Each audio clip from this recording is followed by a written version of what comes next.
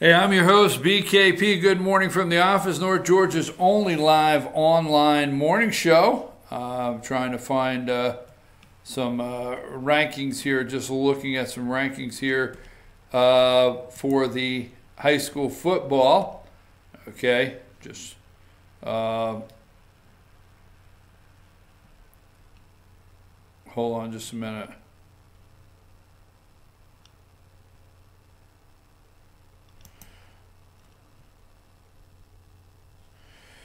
I'm just looking around high school rankings football because I'm trying to get hold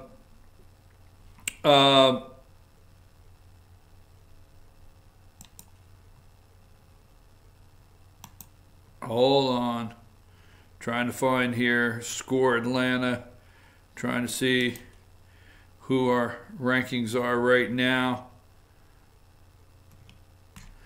Sorry, folks. I'm just in the high school football right now. I'm your host, BKP. Good morning from the office, North Georgia's only live online morning show. Don't forget at 10 a.m.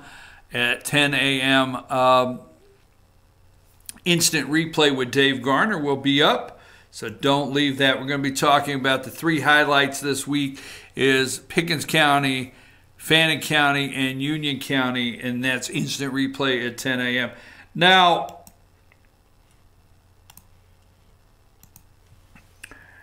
you never let a serious crisis go to waste. The full quote, you never let a serious crisis go to waste. And what I mean by that, it's an opportunity to do things you think you could never do before, is by Rahm Emanuel, White House Chief of Staff under President Obama. This reflects the thinking of Saul Alinsky, who wrote Rules for Radicals, okay? But it poses an opportunity. A good crisis poses an opportunity, that the opportunity to do things you think you could not do before. So when that door opens, okay, when that door opens, as I say, and you get an opportunity to do something, let's see, whenever possible, go outside the expertise of the enemy. Look for ways to increase insecurity, anxiety, and uncertainty. Okay, I had it here just a minute ago. Let's see. Keep the pressure on, number 8. Never let up. Keep trying new things to keep the opposition off balance. As the opposition masters one approach, hit them from the flank with something new. All right, when they go high, we kick them. All right, and let's see. I have it here a minute ago. Let's see.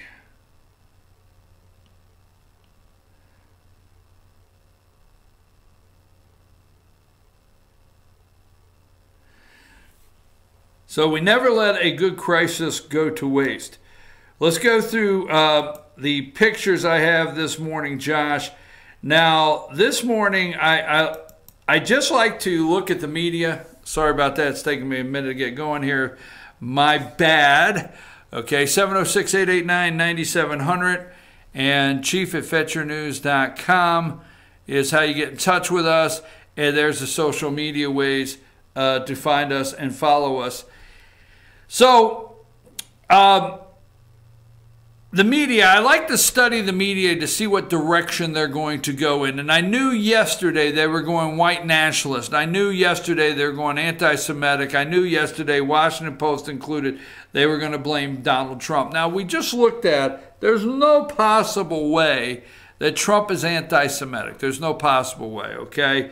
Just not possible there. We looked at Kevin McCarthy being a wimp, the reason he cannot be Speaker of the House. So, I want to see what MSNBC was going to do this morning at 6 a.m., Joe Scarborough. And this is how they opened up the show, okay? Now, go to number 6. There's William Jefferson Clinton after the Oklahoma City bombing. Okay, he went to Oklahoma City and he cried with the American people and he cried with the people of Oklahoma. And this is how he looked, so presidential. Okay, this is his response. Okay, now this is how MSNBC opened the show. You want to talk about being an enemy of the people? Let's go to number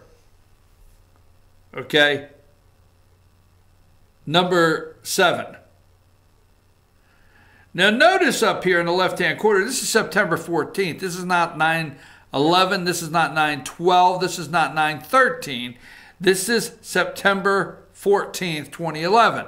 So this is George W. Bush. This is his picture of addressing the people in New York City, that we will find these people and we'll bring them to justice. And that's how he addressed the American people in our time of need, during crisis. Okay. Here is Barack Obama, June 26th, 2015, when he was invited down to South Carolina after Dylan Roof, shot up the church there in Columbia, South Carolina, or wherever it was at there in South Carolina, Charleston, South Carolina.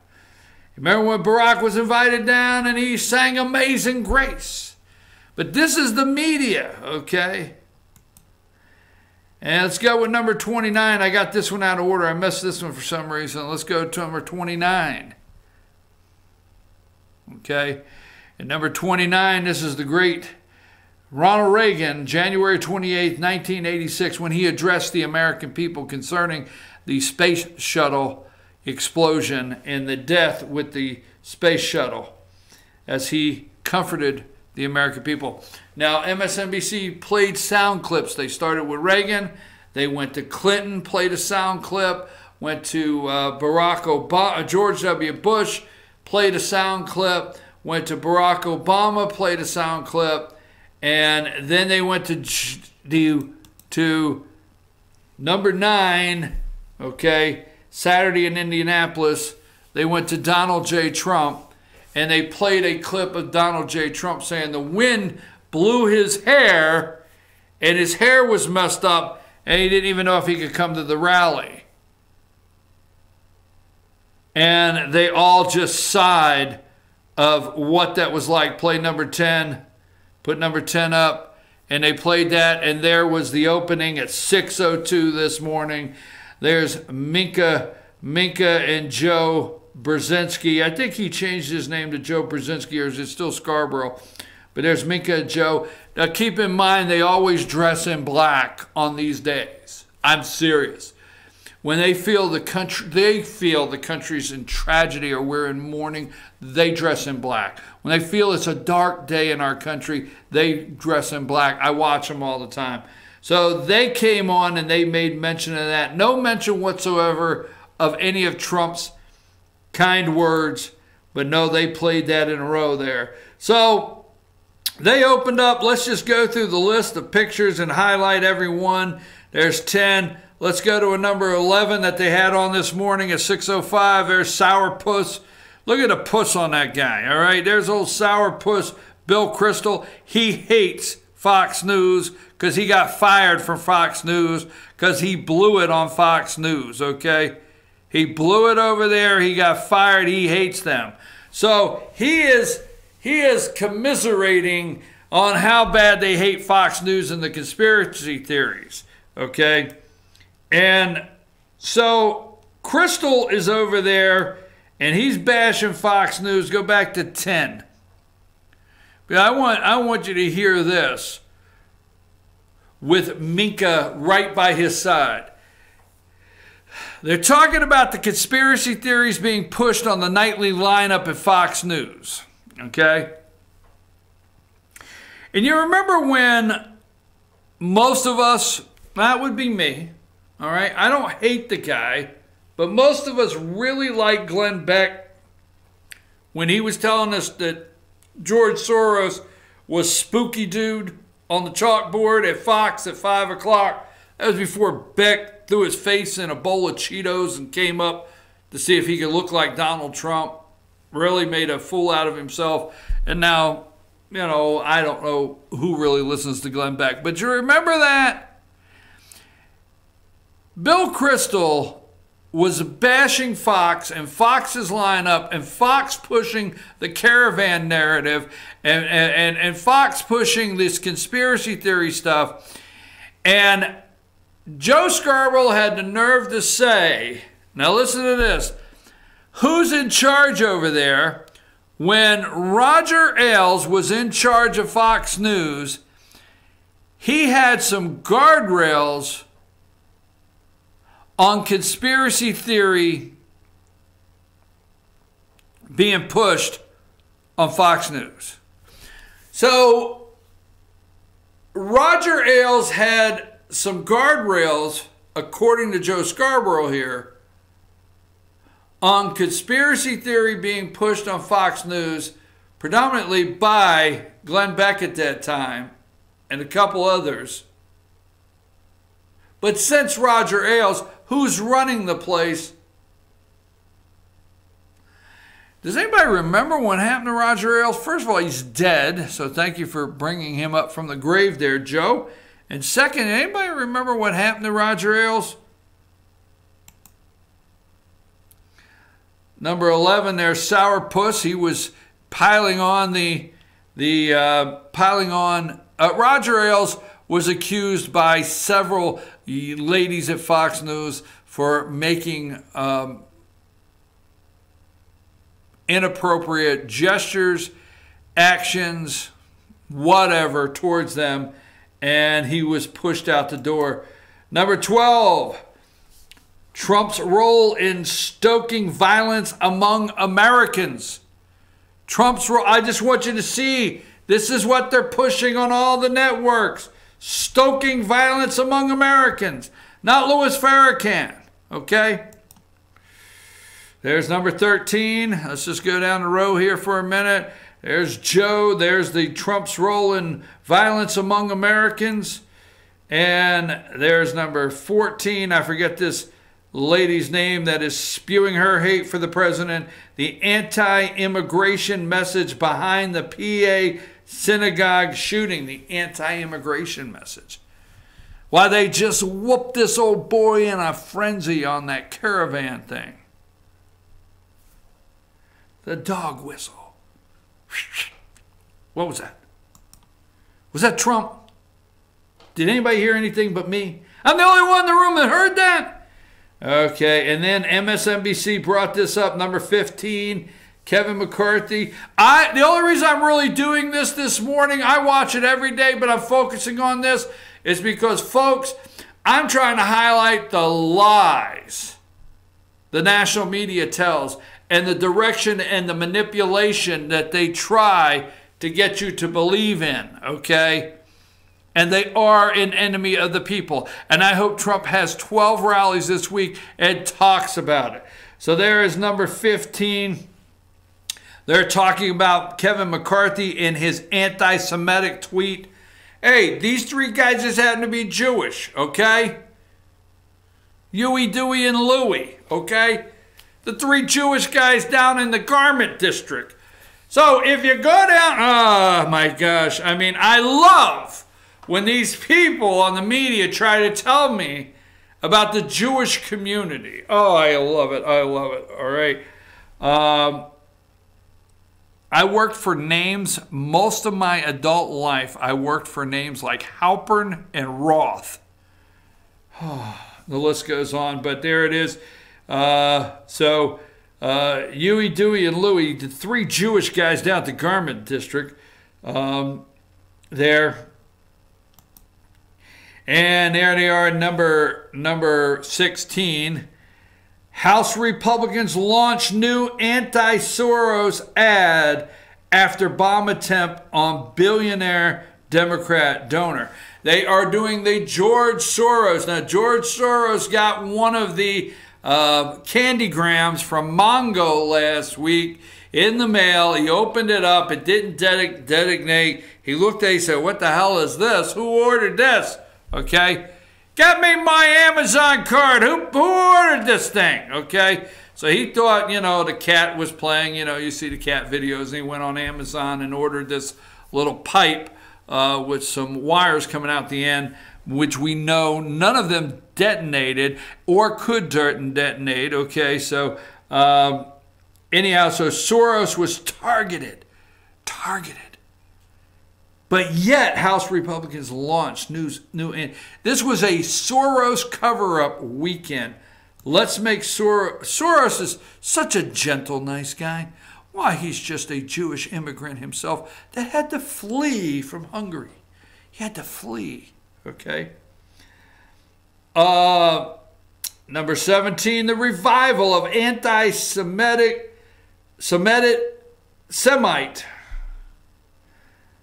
in the U.S.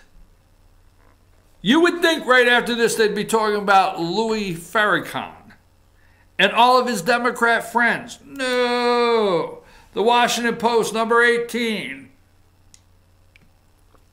How much responsibility does Trump bear for the synagogue shooting in Pittsburgh? How much? How much does he bear? Let's go to number 19, the Washington Post. How much responsibility does Trump bear for the synagogue shooting in Pittsburgh? Okay. Culpability is a tricky thing, and politicians, especially of the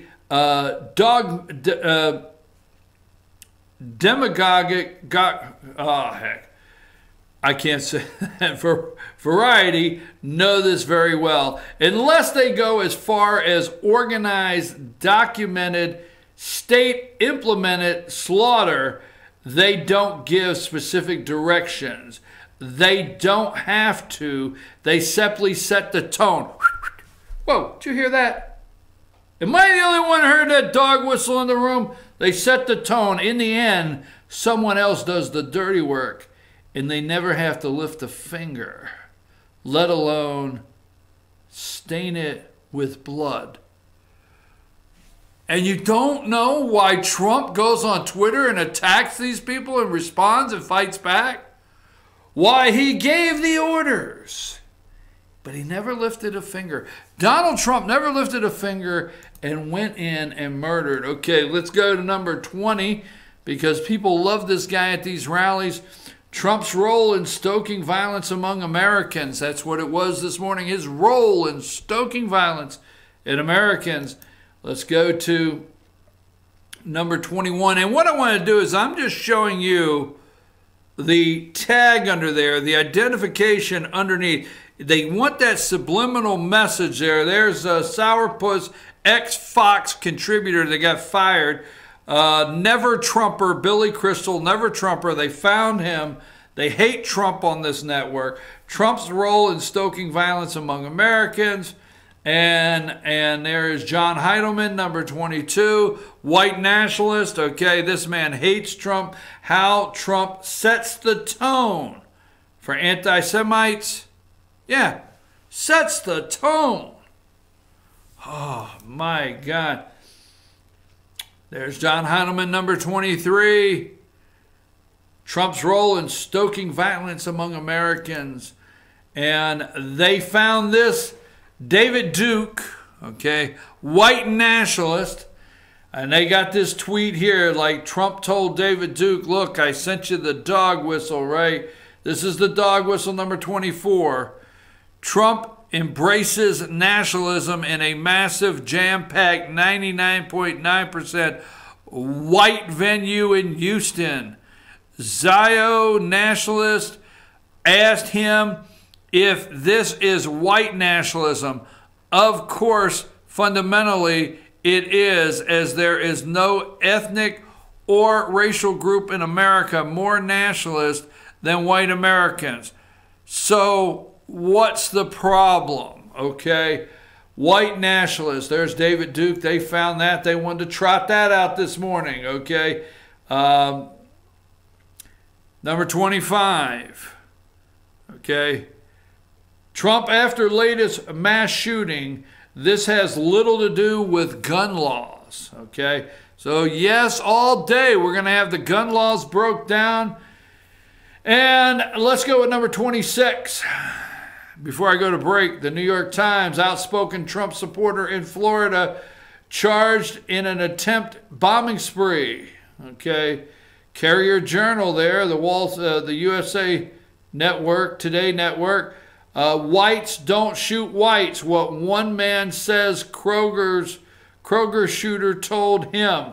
Okay, this guy walked into a store, shot 2 blacks because I think he could not get into the church. And supposedly he told, this is in Kentucky, he told a guy that he passed a white guy outside and said, whites don't shoot whites, is what the man at Kroger said when he went in and killed 2 black guys because he couldn't get in a black church, supposedly out there in Kentucky. And USA Today, at least 11 dead in Pittsburgh synagogue shooting. All right. Now, let's stop there for a minute. And before I go to break, I want to bring something up. Trump said, and they hate Trump for this. They absolutely hate Trump for this. But Trump said the casualties would not be as many if there would have been an armed individual guard or armed security in the synagogue. And immediately, well, did you hear what he said? We're not going to go to that. We're not going to that, okay? Let me tell you something, okay? Churches. Let's look at churches, synagogues, whatever. Catholic church, synagogue, Baptist church, whatever. Okay, I don't care who you are this morning. Let me say this. When you go to renew your insurance, you have a discussion with your insurance company on your church safety. That's right. Exactly. And churches, church insurance, especially after the Dylan Roof, I think that's his name, that murdered those people in Charleston, South Carolina, those poor people in Charleston, South Carolina at a Bible study, okay? And then we had someone walk in Texas. An insurance company wants to hear your safety plan at your church. Now, it's the end of the world. Now, what gets me is the reason I want to highlight how hypocritical these people are. They're sitting in a damn studio with armed guards outside. They can lie if they want. They have people at the door at these big office buildings in New York. They have people inside. You don't get in NBC studios, CNN studios, without passing somebody that's armed. I promise you, okay? CNN, you cannot tell me they do not have from the floor, the lobby, somewhere, armed personnel somewhere that you don't know who it is. Okay? But no, they want to be so hypocritical. Well, the first thing the president said was, if there was a different line of defense for this synagogue, as far as maybe somebody having a weapon, they may not be the casualties today. They're in uproar. Oh my God, did you hear what he said? Yeah, I heard what he said. Because the reality is, I have been in positions where I have been in the discussion on how to handle safety in a church. Now, you have churches this morning that have people in the service, okay, that are considered your line of defense. So you have churches that don't want a security guard at the front door. You have churches that don't want, okay, you have churches that don't want a security guard in the sanctuary that are wearing the uniform. They don't want that. So they'll hire off-duty police officers, sheriff deputies, to be in plain clothes, okay? Or they will have parishioners that will be armed and staged within the sanctuary, okay? There's something. Because let me tell you what churches do now. To be, I know I'm being redundant, but your church, when they apply for insurance or renew the insurance, you provide them your safety plan. Oh yeah, don't think you don't. You provide your safety plan. They ask you, okay, if your board at the church, if your assembly at the church, or whoever, it's your deacon group, however your church is structured, the elders, okay, they ask you for the minutes to be put in your application. So many of these insurance companies, of your elders, your deacons, your board, or whoever, that how did you discuss your security plan? Absolutely. But Donald Trump, oh my God. I know churches now that have the actual officers they have, okay? I went to a big church one time, a really big church out in Dallas, Texas one time. This is probably 15 years ago. I went to a really big church out in Dallas, Texas, and I wanted to meet the pastor. Lisa and I wanted to meet the pastor, and I think his name's Dr. Tony Evans. Okay, I don't know if you ever heard of Dr. Tony Evans, and so we wanted to meet Dr. Tony Evans. And you stand in a line. They take Dr. Tony Evans in an area, and to meet all the visitors that Sunday morning. And when you go in that room, what you may not realize, there's two people, one left and right of you as you come in, and they're basically making you think that, hey, we're just holding you here and you're next in line. But they're looking you up and down, okay? And then when you go to meet Dr. Tony Evans to shake this pastor's hand, okay, get a picture or whatever, there is a gentleman, and at this time a very large gentleman, standing right next to Dr. Tony Evans, okay, as you meet him. That's security guard, okay? Trump says, let's have defense mechanisms put into place, and they go crazy when Scarborough, all of them on CNN, they wouldn't work there tomorrow. They have defense. But if Trump says it, it's the end of the world. I'm going to take a brief break. We're going to come back. We got a lot more to do this morning. We've only got 6 days, or we got 8 days. Is it 8 days till an election? Tuesday week from now, Donald Trump is coming to Macon on Sunday. Let's take a break and we'll be right back.